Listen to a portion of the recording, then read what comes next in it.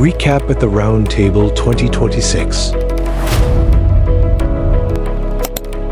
Most of the taxation acts that we have in place, they are not majorly new, but painfully, we have not paid any attention to it at all.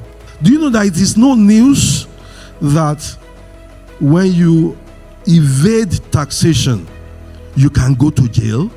As a salary earner, do you know that before your first 300,000 naira per annum income, you pay tax of 7% on it? But in the new law, your first 800,000 naira in the year, you pay no tax on it. The tax law does not charge anything on your bank transactions. Your personal income tax is being administered by the states in which you reside in, not where you work. It is called the residency rule. The residency rule means once you live in any place for 183 days or 6 months, that is where you pay your tax. Rent allowance has been introduced because the government has realized that taxation needs to operate at a progressive level. VAT input means anytime you go to buy something, you have paid VAT on that item, unless if it's a VAT exempt item. With e-invoicing, it is know your customer, KYC. Don't do business with anybody that is not identifiable in the tax office. We have what we call sales, cost of sales, gross profit, and then we move to expenses. They must be allowable expenses. Nigeria operates a self-assessment regime, and because we are operating a self-assessment regime, we're saying that you are the king. You determine what you pay. So there are filing requirements which has to do with compliance. You must file your annual returns. I'm talking about annual returns as a company. So you are filing your annual returns once a year. Even though you have been exempted from paying taxes, you are not exempted from filing. What is the accounting date that you are provided that you are going to be filing your returns? For example, some people adopt government fiscal year between January 1 and 31st December. So you must file your annual returns. Though you're not paying, but you must file. The reason for that is to ensure that we monitor the progress you are making as a company. Now, the Nigerian Tax Act, NTA 2025, gives exemptions on income tax exemptions and reliefs. And these are the types: general income tax exemption, presidential exemption powers, donations, deductions, research and development deductions, double taxation relief. Exemptions are certain incomes, certain persons, certain goods, certain services or transactions are completely tax-free. You are into charity organization. Of course, you should know that NGOs don't pay tax because of what they do, but where they go off, where they veer off their object clause and do business and make gain, such gains, though the NGO is not subject to pay tax, but such gains on the business transactions are taxable. So I need you to know that the law is more to your benefit than to the government's benefit. The reason why a lot of us don't succeed in our businesses is that we don't plan the businesses, we pray about the businesses, and then you are doing less than you pray. When you plan and you follow and align yourself with your plans, it will work. But when you work without planning, then there is guarantee that the business will not succeed. We must understand effective planning. From planning to execution, You see, you cannot start a business. You cannot plan to start a business and hand it over to people to manage. Don't start any business you don't have experience in.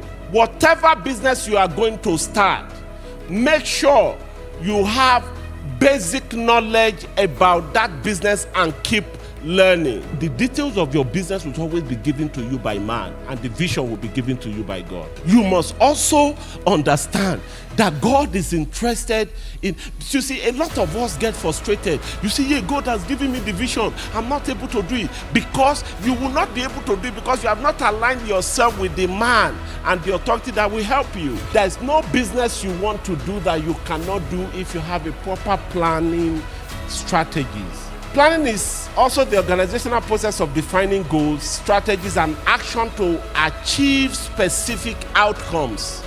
So categorized mainly into strategic, which is long-term, tactical, also which is the mid-time, and then the operational, which is the short time, which is what you do every day. Planning minimizes risk and uncertainty by looking ahead into the future. So you must always project that just in case this thing will not work. It does not mean I'm a failure. It does not mean at all. It doesn't translate me into failure. Only illiterates think like that. Money is a protection. Wisdom is also a protection. But the only edge that wisdom has is that it keeps the life of whoever has it.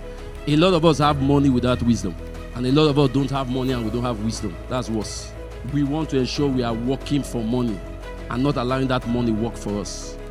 And that's what financial intelligence is trying to educate us on today. A lot of people, because of their mentality, because of the mindset, they are scared of losing that money. And rather than that fear working positively, it is working negatively. Some people here would never go for hospital check because it's expensive. Your net worth is simply your total asset, less your total liabilities. Somebody will ask again, what is assets? How do we want to become global businessmen? How do we want to be financial giants without understanding financial terms? So the first step is financial literacy, financial knowledge. We must get to know it. You must get to understand the impact when they say interest rate is 15.4%. When they say interest rate is 26.5%. How does that affect me as a business? How does that affect me keeping my money in the bank? Because if I keep my money in the bank and the bank is giving me 7% and the inflation rate is running at 26 or 15, 18%, it means that the value of my money is dropping per day.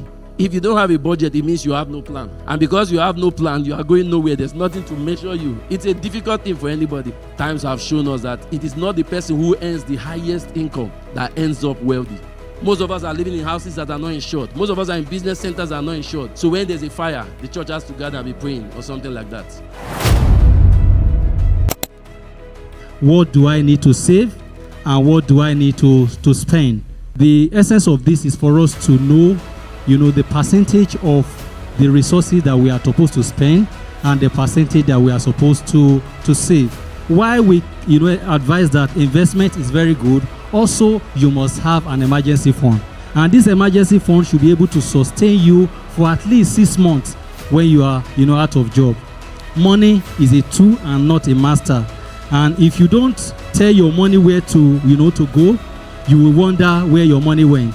You must not get to that level where money rules you. And somebody that money rules are people that, they increase their lifestyle, immediately their salary gets increased. When income rises, but discipline does not, money becomes a master. Our inability not to save is most time not income related, but lifestyle inflation.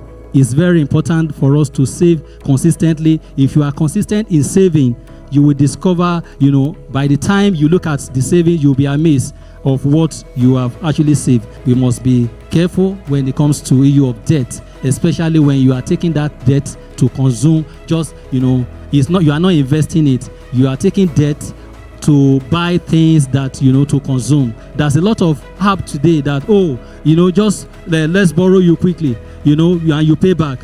Just borrow, we must be careful so that we don't fall into some of those traps of, quick money,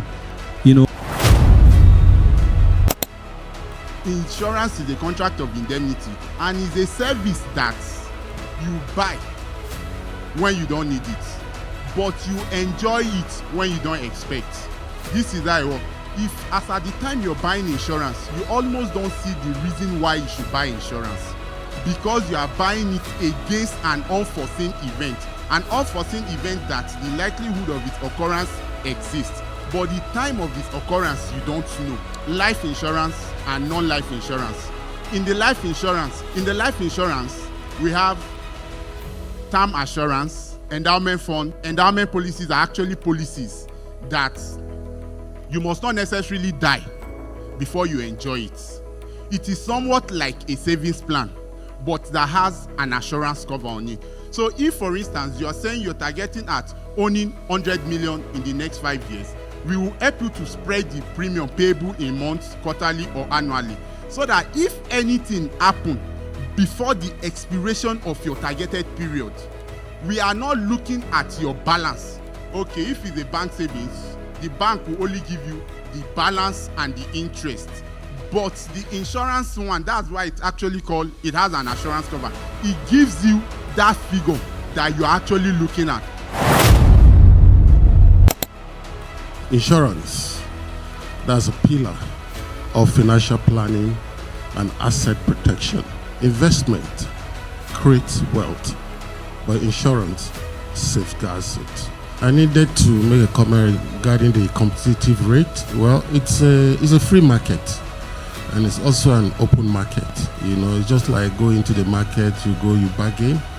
But essentially, too, it's also advisable to go through a broker who was himself as a professional who can help you shop around amongst insurance companies and get to the best rate.